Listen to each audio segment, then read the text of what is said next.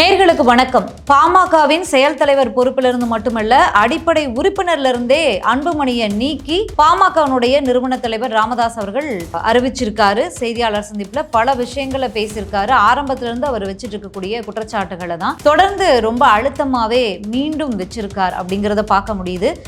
ஏன் திடீர்னு இவ்வளவு நாட்கள் அன்புமணி அவர்களை அடிப்படை உறுப்பினர்லேருந்து நான் நீக்குவேனா, அப்படி ஒரு முட்டாள்தனத்தை எந்த மடையனாவது பண்ணுவானா அப்படின்லாம் பேசிட்டு இருந்த ராமதாஸ் அவர்கள் ஏன் இன்னைக்கு அன்புமணி ராமதாஸ் அவர்களை கட்சியின் அடிப்படை உறுப்பினர் அப்படிங்கிற இடத்துல இருந்து கூட நீக்கியிருக்காரு அப்படிங்கிற பின்னணி தான் நமக்கு தகவல் கிடைத்திருக்கிறது. அதாவது சென்னை கோர்ட் மூலியமாக நமக்கு கோர்ட்லேருந்து கசிந்த தகவல்களை எடுத்துகிட்டு வந்து தான் இந்த வீடியோவை நான் உங்களுக்கு பதிவிடுறேன். வீடியோக்குள்ளே போகலாம். நேற்றைக்கு அதாவது பாமகவில் அவங்க இன்னைக்கு அஃபீஷியலாக அறிவிச்சா கூட ஆல்ரெடி தந்தைக்கும் மகனுக்குமான அந்த மோதல்னால 2 பிளவுகளாகிவிட்டது பாமக அப்படிங்கிறது எல்லாருக்குமே தெரிஞ்ச விஷயம். நேற்றைக்கு பாமகவின் நிறுவன தலைவரான ராமதாஸ் ஐயா அவர்கள் தரப்புல இருந்து சென்னை ஹைகோர்ட்டில் உரிமையல் பகுதியில் ஒரு கேவியட் மனு தாக்கல் செய்யப்பட்டிருக்கு. பாமகனுடைய சின்னம், கொடி இதற்கெல்லாம் உரிமை கோரி அவங்க இந்த மனுவை தாக்கல் பண்ணியிருக்காங்க. இன்னைக்கு ப்ரெஸ் மீட் கொடுத்து ஐயா ராமதாஸ் அவர்கள் அன்புமணி அவர்களை செயல் தலைவர் பொறுப்பில் மட்டுமில்ல, அடிப்படை உறுப்பினர்லேருந்தே நான் கட்சியை விட்டே நீக்கிறேன். அன்புமணி ராமதாஸ் அவர்களோட இந்த நாட்டாமை படத்தில் வர மாதிரி அண்ணி யாரும் புழங்கக்கூடாது, ஊரை விட்டு ஒதுக்கி வைக்கிறேன் அப்படிங்கிற ஸ்டைலில் பாமகவினர் யாருமே அன்புமணி அவர்களோட எந்த தொடர்பும் வைத்துக்கொள்ளக்கூடாது அப்படிங்கிற அறிவிப்பை அவர் வெளியிட்டிருக்கார். சரி, ஏன் இந்த திடீர் முடிவை எடுத்திருக்கார் ராமதாஸ் ஐயா அவர்கள்?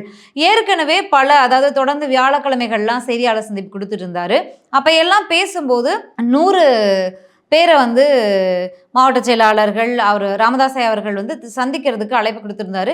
அப்போ 100 பேருக்கு ஃபோன் போட்டு அன்புமணி ராமதாஸ் அவர்கள் நீங்கள் சந்திக்க போகாதீங்க, ஏன்னா அடிப்படை பொறுப்பில் இருந்தே ஐயா நீக்க போகிறாரு, அதுக்கு நீங்கள் போய் கையெழுத்து போட போகிறீங்களா, போனீங்கன்னா உங்களை ஆளை வச்சு அடிச்சிருவாங்க அப்படின்லாம் அவன் சொல்லியிருக்கான் அப்படின்னு சொல்லி கண்ணீர் சிந்தி பல பேட்டிகளை கொடுத்துட்டாரு. அந்த பேட்டியிலுமே அப்படி அவர் பேசியிருந்தார். எந்த மடையனாவது அன்புமணியை பாமக அடிப்படை பொறுப்பினர்லேருந்து தூக்குவானா அப்படின்னு சொல்லி ராமதாஸ் ஐயா அவர்கள் கேள்வி எழுப்பியிருந்தார். அவர் தான் இன்னைக்கு ப்ரெஸ் மீட் கொடுத்து அன்புமணி ராமதாஸ் அவர்களை பாமகவின் அடிப்படை உறுப்பினர் பொறுப்பிலிருந்து கூட முழுமையாக நீக்கி அறிவிச்சிருக்காரு. யாரும் தொடர்பு வச்சுக்கூடாதுன்னு சொல்லியிருக்காரு. பின்னணி என்ன அப்படின்னா, இந்த கேவியட் மனு தாக்கல் செய்திருக்காங்க இல்லையா, அங்கே சட்ட சிக்கல் ஏற்படும். இப்போ அன்புமணி ராமதாஸ் அவர்கள் பொதுக்குழு நடத்துறாரு, நிகழ்ச்சி நடத்துறாரு, உறுப்பினர் சேர்க்கை நடத்துறாரு, புதுப்படிவம் போட்டு புதுசாக உறுப்பினர்களை இது பண்ணுறாரு, உறுப்பினர்களை சேர்க்கறதுக்கு நிர்வாகிகளை உத்வேகப்படுத்துறாரு. இந்த மாதிரியான விஷயங்களை செஞ்சுட்டு இருக்கும்போது ராமதாஸ் ஐயா அவர்கள் ஒரு பக்கம் அவர் ஒரு பொதுக்குழு நடத்துறாரு, அவர் ஒரு உறுப்பினர் சேர்க்கை நடத்துறாரு, அவர் பயிற்சி பட்டறை திருமணம் ஆரம்பிக்க போறேன் அப்படிங்கிறாரு. இப்படி 2 பேரும் போட்டி போட்டுட்டு பண்ணிட்டு இருக்கும்போது இவங்க நீதிமன்றத்துக்கு போய் கேட்கும்போது அங்க அன்புமணி ராமதாஸ் அவர்களை நீக்காம இவர் வைத்துக்கொண்டே அவர் மீது குற்றச்சாட்டும் எனக்கு தான் உரிமை இருக்கு அப்படிங்கிற வகையில் சட்ட ரீதியிலாக அவர் தர்க்கம் பண்ணவோ இல்லை முறையாக சட்டம் சொல்லக்கூடிய வழிமுறைகளின்படி அவர் கோர்ட்டில் நியாயம் கேட்கவோ முடியாது அப்படிங்கிறதன் அடிப்படையில் தான் முதல்ல அன்புமணி ராமதாஸ் அவர்களை கட்சியை விட்டு நீக்குங்க, அதுக்கப்புறம் தான் நீங்கள் இந்த கேவியட் மனு அடுத்த ஸ்டெப்புக்கே போக முடியும் அப்படிங்கிற ஒரு தகவல் சட்ட வகையிலாக அவருக்கு கொடுக்கப்பட்டதன் அடிப்படையில் தான் இந்த அதிரடி நீக்கத்தை ராமதாஸ் ஐயா அவர்கள் அறிவிச்சிருக்காரு அப்படிங்கிறது நமக்கு கிடைச்ச தகவலாக இருக்கு. பாமக ஏற்கனவே கிட்டத்தட்ட 4.5% வாக்கு வங்கியில் இருக்காங்க. கட்சி இத்தனை வருஷம் 5 வருஷம் ஆயிடுச்சு, 10 வருஷமாக கொடுத்தேன், ஒன்றும் பண்ணலை அப்படின்லாம் பேசிட்டு இருக்கக்கூடிய ராமதாஸ் ஐயா அவர்கள் இப்படி கட்சியை நான் தான் சொல்கிறதான் கேட்கணும் அப்படின்னு அவர் ஒரு பக்கம் முரண்டு பிடிச்சிட்டு இருந்தாலும், சரி தந்தை தானே, அவர் உருவாக்கிய கட்சி தானே, 40-45 வருஷமாக அவர் தானே இந்த கட்சியை வளர்த்து எடுத்திருக்காரு, அவர் தானே நமக்கு அரசியலுக்கு நடைபழக்க ஆரம்பித்தார், அவர் மூலிமா தான் நம்ம வந்திருக்கோம், அவர் தானே நம்மளை தலைவராக நியமித்தார் அப்படின்னு அன்புமணி ராமதாஸ் அவர்களும் விட்டு கொடுக்கறதுக்கும் ரெடியாக இல்லை. நான் தான் இந்த தேர்தலில் கூட்டணி தொடர்பான முடிவு எடுப்பேன்னு ராமதாஸ் அவர்களும் உறுதியாக இருக்காரு. அதெல்லாம் முடியாது, அதுதான் தலைவன்ற பொறுப்பை கொடுத்துட்டீங்கல்ல, நீங்கள் ஒதுங்கி இருந்து பாருங்க, நான் பார்த்துக்கிற மித்ததை நீங்கள் வீட்டிலேயே இருங்கன்னு அன்புமணி ராமதாஸ் அவர்கள் ஒரு பக்கமும் போயிட்டு இருந்துச்சு. இது மிகப்பெரும் இஷ்யூ. அது போக கட்சியில் நிர்வாகிகளை நியமிப்பதும், குறிப்பாக இளைஞரணி செயலாளர் தலைவரை நியமிப்பதும், இதில் ஆரம்பித்த இந்த பிரச்சனைகள் இது எல்லாமே சேர்ந்து தான் கடந்த நாடாளுமன்ற தேர்தல் நேரத்திலிருந்தே தான் கிட்டத்தட்ட 3 வருஷமாக அவங்களுக்குள்ள பிரச்சனைகள் போயிட்டு இருக்கு. இந்த நாடாளுமன்ற தேர்தல் ரொம்பவே காரசாரமான இஷ்யூவாக தான் 2 பேருக்கும் போயிட்டு இருக்கு அப்படிங்கிறத ராமதாஸ் ஐயா அவர்கள் பல பேட்டியில் ரொம்பவே தெளிவாக சொல்லிட்டார். அதனால் திரும்ப திரும்ப நம்ம அதை பேச வேணாம். எப்படி போய் மோடி அவர்களை, பிரதமர் மோடி அவர்களை சந்திக்க கூட்டிகிட்டு போனாங்க, சந்திச்சுட்டு திரும்ப வந்து இறங்கும்போது அன்புமணி ராமதாஸ் அவர்கள் என்ன சொன்னார், நான் 2 சொட்டு கண்ணீர் விட்டுட்டு இறங்கினேன் அப்படின்லாம் வந்து பல பேட்டிகள் அவர் சொல்லியிருக்கார். ஆனால் தானே தலைவராக நியமித்த அன்புமணி ராமதாஸ் அவர்களுக்கு ஒரு அரசியல்வாதிக்கான தகுதியே இல்லை அப்படின்னு உச்சபட்சமாக போய் இன்னைக்கு சொல்லியிருக்காரு. இதுக்கு முன்னாடி என்ன சொன்னார்னா, தலைவராக செயல்படுறதுக்கு அவருக்கு தகுதியே இல்லை, ஒரு தலைமை பண்பே இல்லை அப்படின்லாம் சொல்லிட்டு இருந்தார். இன்னைக்கு என்ன சொல்லியிருக்காருன்னா, ஒரு அரசியல்வாதியாக செயல்படுறதுக்கே அன்புமணி ராமதாஸ் அவர்களுக்கு தகுதியே இல்லை அப்படின்லாம் பேசியிருக்காரு. அன்புமணி ராமதாஸ் அவர்களோடு இருக்கக்கூடிய பிள்ளைகள்லாம் என்னால் வளர்த்து விடப்பட்ட பிள்ளைகள், அவங்க இன்னைக்கு அவங்களோட இருக்காரு, என்னைக்கு வந்தாலும் நான் மன்னிச்சு ஏற்றுக்கிறதுக்கு தயாராக இருக்கேன், அன்புமணி ராமதாஸ் அவர்களோடு இருந்தால் ஏதாவது கிடைக்கும்னு அவங்க இருக்காங்க அப்படின்லாம் வந்து அவர் ரொம்ப மனம் வருந்தி பேசுகிறத பார்க்க முடியுது. ஏன் நான் வளர்த்த பிள்ளைகள் என் கூட நிற்காம அன்புமணி ராமதாஸ் அவர்கள் பக்கம் போய் நிற்கிறாங்களே அப்படிங்கிற ஒரு ஆதங்கத்தை கண்ணீரோடு அவர் பதிவு பண்ணுறாரு. அதை பார்க்க முடியுது. அன்புமணி ராமதாஸ் அவர்களை நீக்கிட்டாரு. இனி சட்ட போராட்டத்தை பாமக கையில் எடுக்க போகிறது. இப்போது அதிமுக பாஜக கூட்டணி, அதாவது என்டிஏ கூட்டணி ஏற்கனவே எவ்வளோ பலவீனப்பட்டிருக்கு அப்படிங்கிறத நம்ம பலமுறை பேசிட்டோம். என்டிஏல டிடிவி தினகரன் இன்னும் பிறரெல்லாம் இருந்தாங்க, அவங்களெல்லாம் இப்போ வந்து விலகிட்டாங்க. நிபந்தனையற்ற ஆதரவை எம்பி தேர்தல், நாடாளுமன்ற தேர்தலில் ஓபிஎஸ் அவர்கள் தனித்து நின்று போட்டிட்டு பலாப்பழ சின்னத்துலலாம் போட்டிட்டு பாஜக என்டிஏ கூட்டணிக்கு கொடுத்தாரு.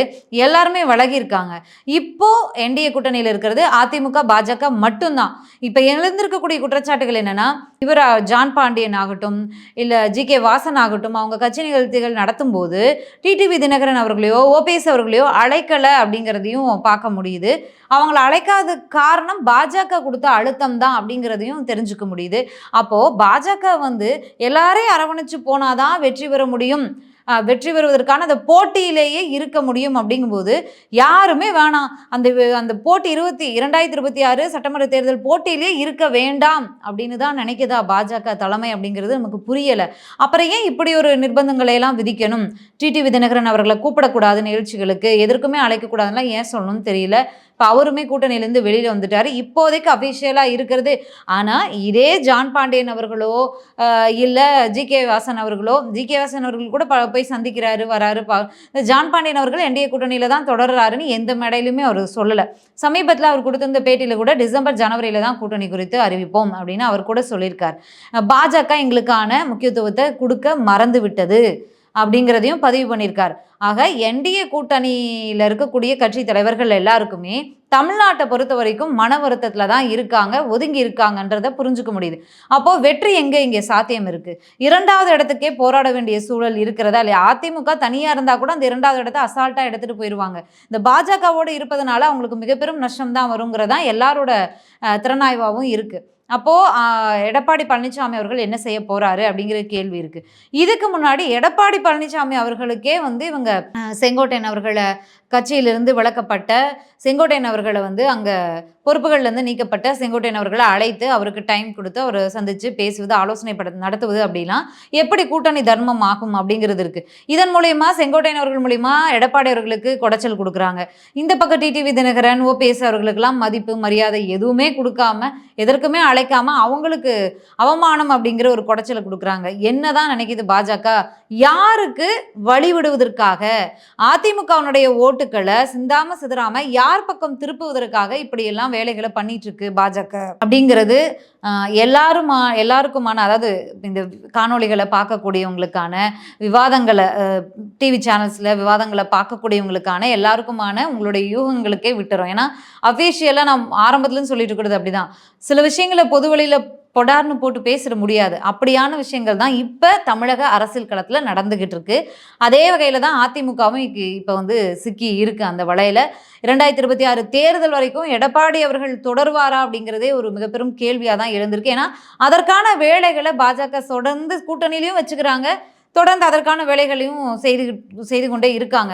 ஆனால் எடப்பாடி பழனிசாமி அவர்களும் ஒன்றும் லேசுப்பட்டவர் கிடையாது. அதனால் அதை அவர் வந்து எப்படி டேக்கிள் பண்ணி கொண்டு போகிறாரு அப்படிங்கிறதே நம்ம பொறுத்து தான் பார்க்கணும். ஏன்னா செங்கோட்டையன் போன்ற, வேலுமணி அவர்கள் போன்ற பலர் இருக்காங்க அதிமுகவில். இவங்களை எல்லாம் வந்து என்ன சொல்கிறது, இவ்வளோ நாளாக மெயின்டைன் பண்ணி கொண்டு வந்து ஆட்சி இழந்த பிறகு தான் அவருக்கு பல சவால்கள் உருவாச்சு. இழந்த பிறகு தான் அவர் பல முட்டி மோதல்கள், இப்போ வரைக்கும் அதை சமாளித்து கொண்டு வந்துகிட்டு இருக்கும்போது அவர் அளவுக்கு இன்னொருவர் எவர் கொண்டு வருவார் அப்படிங்கிறது அதிமுகவிலையும் கேள்விக்குறி தான். செங்கோட்டையன் அவர்களால் முடியுமா அப்படிங்கிறதும் மிகப்பெரும் கேள்விக்குறி தான். அதே கேள்வி தான் அமித்ஷா அவர்கள் அங்கே காரசாரமாக டெல்லியில் செங்கோட்டையன் அவர்களை சந்திச்சப்ப வச்சார் அப்படிங்கிறதையும் நம்ம பேசியிருந்தோம். பாமக இப்போ இந்த நிலையை நோக்கி தான் அடுத்த அதிமுக நிலைமையை நோக்கி தான் பாமக போயிட்டு இருக்கு. ஆனால் என்ன, இவங்களுக்குள்ள வேறு வேறு நபர்களுக்குள்ளான அந்த தலைமை போட்டி. ஆனால் இங்கே வந்து ஓபிஎஸ் செங்கோட்டையன் போன்றவங்கலாம் வராங்க. பாமகவில் தந்தையின் மகனுக்குள்ளேயே உள்ள ஒரு மோதலாக தான் இது பார்க்கப்படுது. அதனால தான் ராமதாஸ் ஐயா அவர்கள் வந்து பல பேட்டியில் சொல்லியிருப்பாங்க, என் வீட்டில் ஒட்டு கேட்குற கருவி வச்சாங்க, எனக்கு இதெல்லாம் இந்த துரோகம்லாம் பண்ணாங்க, இதே வேற யாருக்காவது நடந்திருந்தா நான் போய் குரல் கொடுத்துருப்பேன், நான் தட்டி கேட்டிருப்பேன், ஆனால் எனக்காக யாருமே குரல் கொடுக்கலன்னுலாம் அவர் ஆதங்கப்பட்டு பேசியிருந்தார் பல பேட்டிகளில். ஏன் யாரும் பேச முன் வரல அப்படிங்கிறதுனால அது வந்து தந்தை மகன் உள்ளான ஒரு போட்டி. நாளைக்கே மீண்டும் அவங்க வந்து சேர்ந்துடலாம், அதன் பிறகு இவங்க என்ன பண்ணுவாங்க, சமாதானத்துக்கு போனவங்க என்ன பண்ணுவாங்க இல்லையா? ஸோ அதனால தான் அது தொடர்ந்து போய்கிட்டு இருக்கு. இன்னும் 8 மாதங்கள் பக்கம் இருக்குது. அப்படிங்கும்போது சட்டம் என்ன வழிவகை பண்ணும், யாருக்கு பாமகவை கொடுக்கும், பாமக சின்னம் கட்சி கொடி இதெல்லாம் இந்த உரிமையெல்லாம் யாருக்கு கொடுக்கும் அப்படிங்கிற அடுத்த கட்ட லெவலுக்கு ராமதாஸ் ஐயா அவர்கள் முதற்படியை எடுத்து வச்சிருக்காரு. ஆனால் நம்ம வந்து வழக்கறிஞர்கள்கிட்ட பேசும்போதும் பாமகனுடைய பைலா அதெல்லாம் பார்த்துட்டு என்ன சொல்கிறாங்கன்னா, 4 பாயிண்ட் ராமதாஸ் ஐயா அவர்களுக்கு வந்து பலம் சேர்த்ததுன்னா 4 பாயிண்ட் அன்புமணி ராமதாஸ் ஐயா அவர்களுக்கு பலம் சேர்க்கும். அப்படிதான் இன்றைய சூழல் பாமகவில் போய்கிட்டு இருக்கு அப்படின்னு தான் சொல்கிறாங்க. பொறுத்திருந்து என்ன நடக்குது அப்படிங்கிறது பார்க்கலாம். நன்றி, வணக்கம்.